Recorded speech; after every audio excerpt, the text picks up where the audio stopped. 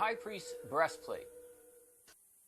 Okay, guys, after many years, we are submitting to you a representation of the high priest's breastplate as indicated in Exodus chapter 28. Now, why do we have to make our own breastplate? Basically, our approach to it is that we believe that the 12 tribes are oriented on the breastplate the same way they are in the camp, where in the middle you would have the tabernacle, and then all around it you would have 3 tribes to the east, 3 tribes to the west, 3 tribes north, 3 tribes south.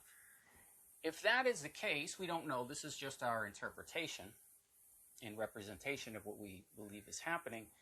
Then the stones that are on the high priest breastplate and the order of the stones is exactly the same as New Jerusalem, because in New Jerusalem you have 3 gates at the east, 3 gates west, 3 gates north, 3 gates south, and at the 3 gates 3 foundation gemstones. So our belief is that they are the same, and that the high priest breastplate, as we will explain further, is an exact replica of New Jerusalem. Now, the reason we had to make our own, and believe me, I'm not the best in textile arts, but the reason we had to make it is the majority of the time when you see the high priest breastplate, you'll see something like this, where you have 4 rows, and this one is actually stones in New Jerusalem, but you have a row of 3, 3, 3, and they're stacked on top of each other. Throughout the course of this video, we're going to explain the issues we have with that, but basically, we believe that instead of being rows of 4 going one on top of the other, we believe that the rows are going at the cardinal points. If this is correct, then the Urim and Thummim, okay, they're supposed to be on the hearts, on Aaron's heart, along with the stones. But there's no room for the Urim and Thummim if the rows are like this. They're supposed to be on his heart, and so are the Urim and Thummim. Now, others have resolved that by saying there's a pouch in the back of the breastplate that has the Urim and Thummim, and they're not visible, but they're in a pouch in the back, so you can't see them. But it says that both the stones and the Urim and Thummim are on Aaron's heart, so that once we begin to position the Urim and Thummim in the middle, as represented here by these 2 stones, we don't know, guys, that the Urim and Thummim are stones. Lord willing, we'll have a second part to this where we'll have a focus on those, the Urim and Thummim. But this allows us to have all the stones on Aaron's heart, okay? And this is just a replica, guys. It's not made to scale, and we'll explain to it the details of what we have here and why we have made it the way we have made it. Now, if you're wondering, well, what is the point of this? We think this is very important. This is very profound. This is like the representations of heaven. Okay, your will be done on earth as it is in heaven. And now heaven is expressed through New Jerusalem. Heaven is expressed through the temple and the tabernacle. And the high priest's garments, all of the garments that we see with the high priest and the various details and intricacies that we see in Exodus chapter 28, they all represent the building of the tabernacle itself. And we know New Jerusalem is the tabernacle. So it behooves us to actually try to understand and make sense of this, even if we don't do it right. We're certainly not saying this is right. This is very complex. Our stones, we're not saying that this is exactly what it looks like, guys. This is our best attempt, okay, after years and years of study. But that there is a relationship, and that the Most High is not confused. So what he gave, and when he came down, we're in the time that his glory came down on the mountain, Mount Sinai. Moses was on the mountain, and he's getting these orders and things, and that these things are also in the book of Revelation. And so that in the revelation and the revealing of the Lord Jesus Christ, these things have to mean something. Now, this is part of a playlist called show the pattern, measure the design. And what that means is that we look at the pattern of these vessels and various things and compare them to what we see in the book of Revelation, try to make sense of them. So we have covered already many things in previous videos, which we can show you here. Okay, of the things that was shown to Moses on Mount Sinai in Exodus chapter 25, we have the Ark of the Covenant. And this is a rendering of the Ark of the Covenant by Ron Wyatt or his associates, showing us the Ark of the Covenant and the cherubim. Now, we believe that, of course, the Ark of the Covenant appears in Revelation 11, but as well, we also believe the Ark of the Covenant has its fulfillment when Christ sits upon his throne in the Holy of Holies of the Ezekiel temple, at which point there's a golden footstool in front of the throne representing the Ark of the Covenant, and here you can see we've depicted the cherubim that were on the Ark of the Covenant. Now they're depicted on the walls. In addition, it describes to us the menorah. We found the menorah fulfilled through a sequence of solar and lunar eclipses, starting with the 4 blood moons. Okay, so that is in this playlist. Show the pattern, measure the design. Okay, Ark of the Covenant. This is the table. The incense altar, okay, is also in the Ezekiel temple. This is our rendering of the Ezekiel table. And then, of course, we have the altar. Okay, so we have the altar, and these are the major things. There's additional things. Of course, we've discussed the East Gate, but we just wanted to I found this place in the woods. We dropped Amber's notebook in it. And now I'm worried that Amber's drawings... I wanted to show you in the playlist, show the pattern, measure the design, some of the basic things we have covered that's in Exodus chapter 25 through 31. So now what we want to do is we want to take a look at the Lord Jesus Christ, his appearing, and how we can see his garments that we see in the book of Revelation, how they relate to, in a way, the priestly garments that we see shown to Moses. Next, we want to look at the garments of the Lord Jesus Christ in the book of Revelation. Okay, we can see that his attire is matching some of what we can see with the priests. Okay, and we want to take a look at his garments. These notes here you're looking at, we will include in our part 2 of the Urim and Thummim. But we see in Revelation 1, one likened to the Son of Man being clothed with a foot-length robe. Okay, being girded to the breast or the chest with a golden belt. Now, some of what we see here is consistent with not the high priest, but the other priests and the high priest, actually their garments, the high priest and the other sons of Aaron, had less elaborate priestly garments, and Aaron would have those, or the high priest would have those when he went into the Holy of Holies. So all the more detailed garments, including the breastplate, were not on the high priest when he went into the Holy of Holies. They were for the inner court area.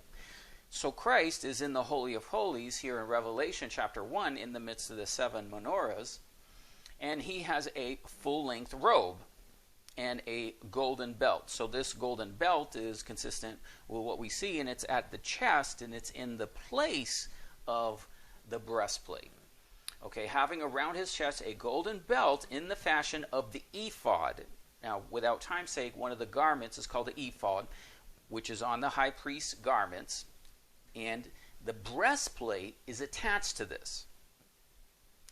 Now, in the King James, in Exodus 28, it describes a curious girdle, okay? And this foot-long robe, this same word we see in Greek here, is also used in Exodus. So, yes, Christ, as we're seeing him in Revelation chapter 1, is appearing in the garments of the priesthood, him being the high priest, okay, in the Holy of Holies. And this is the robe of the ephod, is what it's called, okay, the full-length robe. And you shall make a robe of the ephod all of blue. Now, in the high priest, in his garments, his full-length robe was blue. Okay, now that is in Revelation 1. Then, when Christ is appearing on his white horse, he has different garments. The full-length robe is not practical in this situation because he's on a horse. Okay, if you have a garment that's going all the way down to the feet, your legs need to go on either side of the horse. So he has a blood-colored garment that goes to the thigh, right? Because the legs and the garment for the pants is on, okay, so that he's on the horse. And then it says on this garment, in this area of the thigh, King of Kings and Lord of Lords. This is the hem of his garment, with writing in the fashion of other names in the attire, like on the high priest, he had a breastplate, and it said, Holiness to Yahweh. And the word here in the Septuagint for Greek is loma, and this can be compared to Christ, the hem of his garment that we see in the New Testament. The fringe, the border, the tassel area, okay? And it's this word, hem of his garments, which we see in Isaiah chapter 6, verse 1. The train or hem of his garment filled the temple. Now there are names written, okay, on the crown as well. So the crown, the high priest had a crown and a turban. So we don't see this crown or turban in Revelation 1, but we do see the aspects of it in Revelation 19 when Christ is on his horse. He has a crown of many crowns. Most likely it was a band that went around and then had a turban, a diadem. Upon his head many crowns having names written, right? Just like the names were written on the high priest, holiness to Yahweh. Christ has names written, and a name written which no one knows but he himself. Okay? So there's another distinction about his crown, but it is aspects of what we see with the high priest. Wearing a cloak or hematon, now this is a different garment than what we saw in Revelation 1, being dipped in blood, in his name, the word of God. So cloak or garment here is different. Hematon is different than the word that we saw before, poderis, okay? And it continues with this usage of this word as cloak or garment. He had upon his cloak or garment and upon his thigh a name written, King of Kings and Lord of Lords. Okay, so there's aspects of what we can see how Christ is exemplifying details of what the Most High has shown in the priestly garments. He has attire in similar fashion. All right, here's some of our handwritten notes of our many years of research. I will try to get PDFs posted of this for those of you that are interested. Now, the first thing we go to do when we go to do the high priest's breastplate, when we read about it, it tells us that they are according to the birth of the 12 tribes of Israel. Now, that might seem simple. However, what we want to do is actually look at the scriptures that talk about it. Obviously, Moses wrote Exodus, and Moses is receiving the instructions and describing everything. And so in Exodus chapter 1, verse 1, we have a certain order of the 12 tribes of Israel. This order that's listed here, this agrees with Genesis 35, verses 23 through 26. Now, what is happening in this order, guys? It's not the actual order of the sons, but there's a relationship between the order and the mothers, okay? And so it doesn't actually say which tribes they are. More or less what we've done in Exodus chapter 1, verse 1, it says these are the tribes that came, or these are the 70 that came with Jacob to Egypt. And so Joseph is not mentioned, but a certain order of the tribes is mentioned. And this agrees with Genesis 35. So once we applied the tribes, we went with this order of Genesis 35. And how it goes is with the mothers, okay? So what we're doing is in Hebrew, you start from the right side and then you go left. So we have Reuben, Simeon, Levi, Judah, Issachar, Zebulun, Joseph, Benjamin, Dan, Naphtali, Gad, Asher. Now, as you look at that, and you were actually to go through and see each son when it was born, it is actually different than this order, but this is the order that we believe is what Moses is using to do the breastplate, because he, is documented Exodus himself in Exodus chapter 1, verse 1. Now, when we do this, we begin to see a pattern in our structure here that is similar to the camps of the children of Israel. Not exact, but close, where we have Reuben, Simeon camped towards the south. Okay? Now, in this graphic, what we've done is shown an example of the children of Israel camped in the wilderness. And the center of the camp was the tribe of Levi with the tabernacle. This is the courtyard of the tabernacle, and in yellow here is the tabernacle. So this was in the middle, and then the tribes were camped in different directions, where we have Reuben, Simeon, and Gad towards the south. And when they camped, they also had an insignia, or a banner, or a flag. And we get these insignia and the order of these flags in Genesis 49 and Deuteronomy 33. So, for example, we have Gad, troop, Reuben, man, Zebulun, ship, lion, Judah, Issachar, donkey, Naphtali, deer, Dan, eagle holding a serpent, Asher, bread, Benjamin, wolf, Ephraim, ox, also Joseph, ox, and Levi is Urim and Thummim. So their banner and their insignia for the tribe is Urim and Thummim.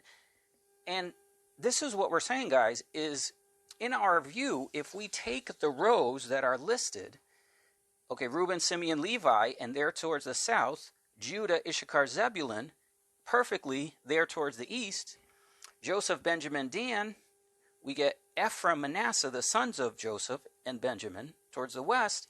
Naphtali, Gad, Asher. We get Dan, Asher, Naphtali, north. It's not exact, but it's close. But if this is the case of the way that... Now, the other thing in Hebrew is it's not like modern Hebrew. Back then, there was no prescribed way of writing left to right, right to left. You could actually go in different directions. And they went in a circular fashion. In ancient, if we can find them, there are examples of it, but what they would do is they would write going left, and then they would write in a different direction. So, in modern times, what we think is when you see a row, it's just, you go to school, you write on a page, the teacher tells you, okay, here's a piece of paper, write 1 to 15. And you write 1, 2, 3, 4, 5. And so we're all conditioned, thousands of years, or not, at least hundreds of years, this is what we're educated. But Hebrew wasn't like that back then.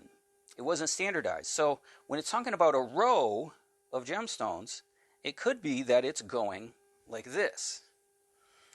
Okay, so what we began to see is that if we orient our tribes, we actually come close to the exact tribes of the camp of the children of Israel. Not only that, remember how we saw Levi, they have the Urim and Thummim, and they're in the middle. If we orient it like this, we actually have room for the Urim and Thummim in the middle, you see? So that when we look and we orient our breastplate like this, it's a map. And New Jerusalem is exactly the same. Where each position, you have the 12 tribes of children of Israel, in each position you have 3 gates and a gemstone. This is why we're doing all this. Okay? All right.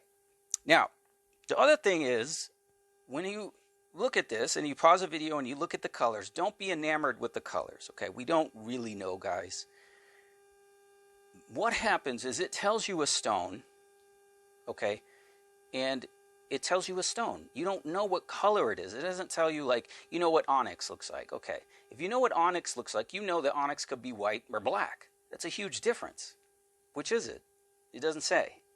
Okay, not only that, let me show you something else. So then I was like, well, part two, or the hope in the future, is to actually find a relationship here between what we have with the gemstones on the breastplate and New Jerusalem itself, so that when it says what it is in the Septuagint, which is Greek, in Exodus 28, it would match what we see in Revelation 21.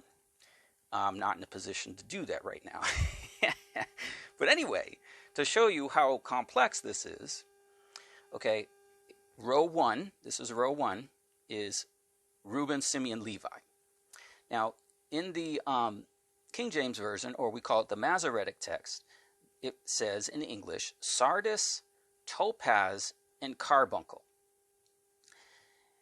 Then what we have is we have the Septuagint. Septuagint is taking the Old Testament, translating it into Greek, and they have a list. And then we also have the Dead Sea Scrolls.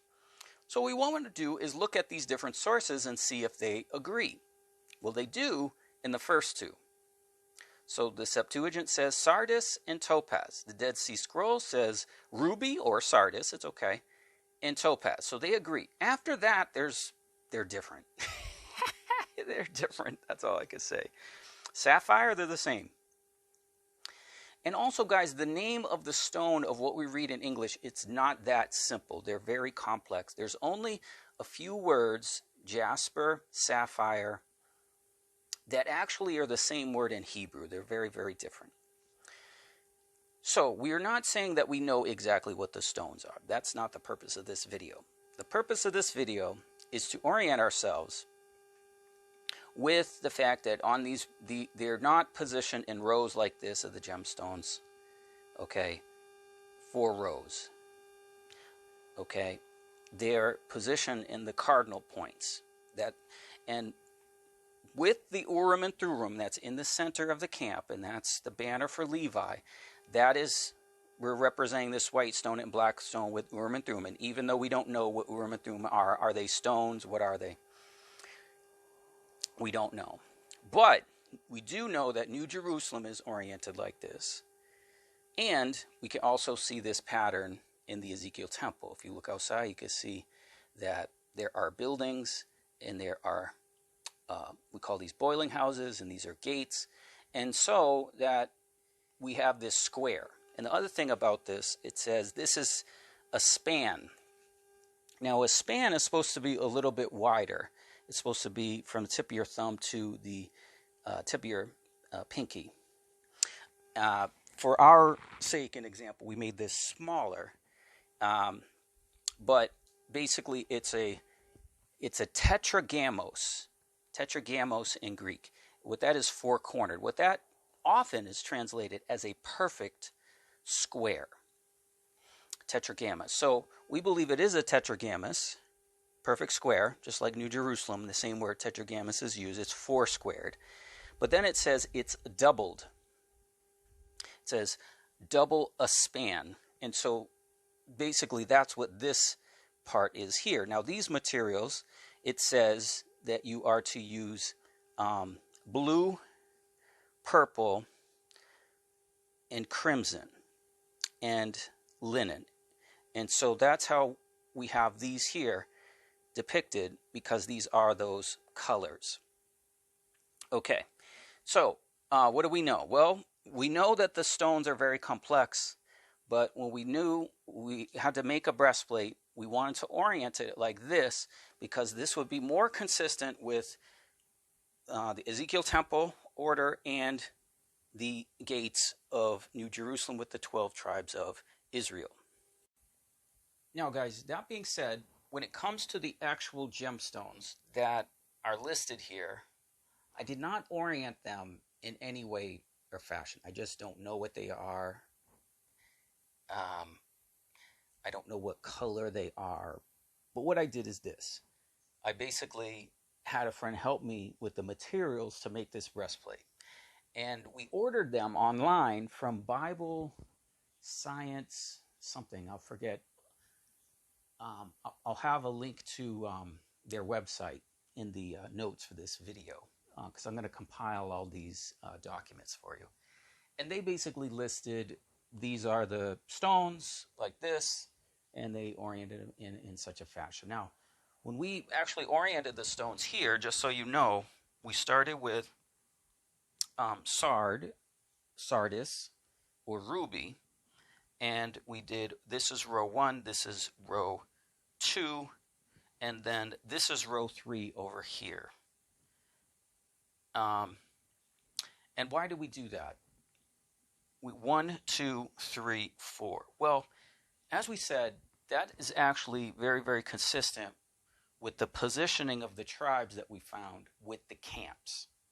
Okay, so when it describes the camps, it doesn't list them in a circular fashion. It starts with the south, east, west, north. Okay, so because of the camps, we're actually relating the stones to the camps. And that's why it's done the way it is. See how complex this is? That's why I'm saying this is, we're no way saying this is exactly